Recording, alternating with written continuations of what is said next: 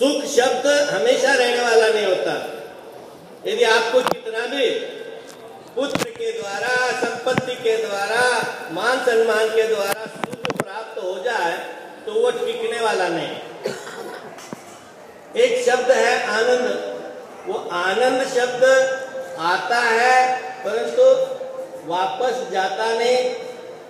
परमात्मा जो भी चीज देते हैं वापस नहीं लेते हैं। परमेश्वर के द्वारा दिया हुआ दान परमात्मा वापस नहीं लेते हैं।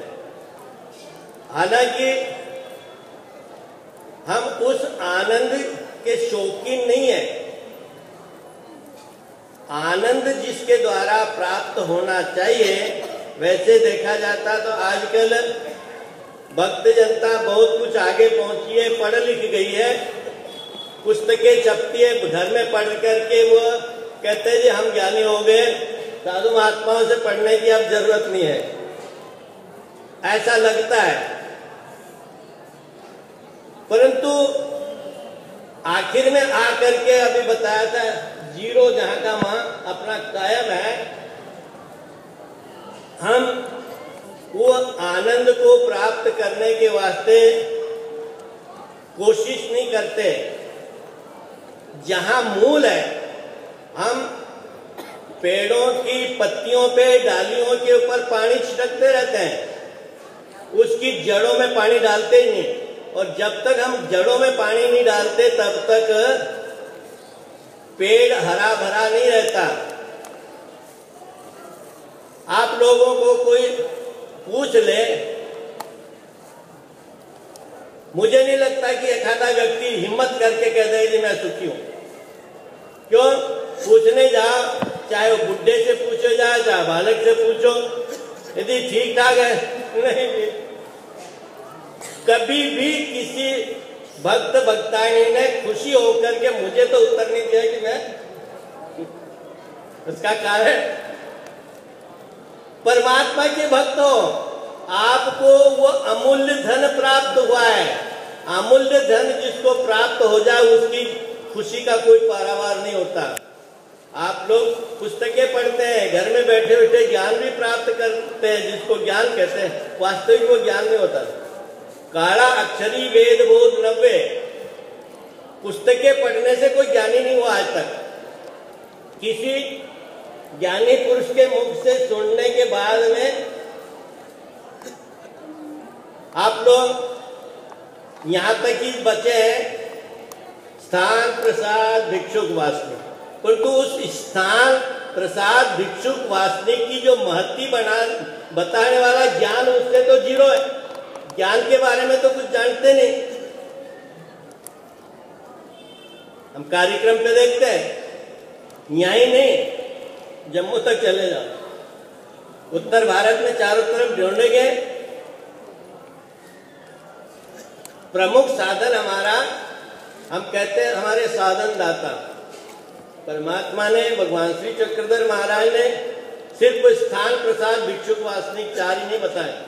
उन्होंने जो प्रमुख साधन ज्ञान, ज्ञान देने का प्रमुख कार्य उन्होंने किया। और जब तक ज्ञान नहीं तब तक, एक तुलसीदास इसके बारे में बतलाते हैं, बिन सत्संग न हरि कथा तेहि बिन मोहन भाव।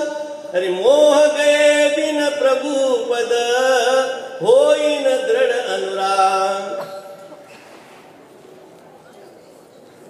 सत्संग में जाते हैं तो कुछ लोग तो पूजा प्रसाद में लग जाते हैं, प्रवचन चालू रहता है। कुछ लोग सखी सहेलियों को मिलने में लग जाते हैं और तीसरे नंबर के निंदा चुगली में। वेले हो तो कथा सुने ना, सत्संग में जाते ही नहीं, आते हैं हाजिरी लगाने के वास्ते। वहां के जो इंचार्ज होते हैं, नहीं जाएंगे तो हमारी डंडा परेड होगी। तुलसीदास कहता है कि उसके वास्ते यदि सत्संग में जाएंगे हम, तब तो परमात्मा की, भगवान श्री चक्रधर महाराज की लीला, उसके वचन सुनने को मिलेंगे, उसका रहस्य अर्थ हमें पता चलेगा।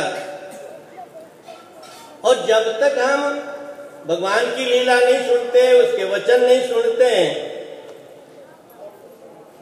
हमें परमात्मा का ज्ञान नहीं होगा। और जब तक वो ज्ञान नहीं होता, हमारा मोह अंधकार दूर नहीं होता।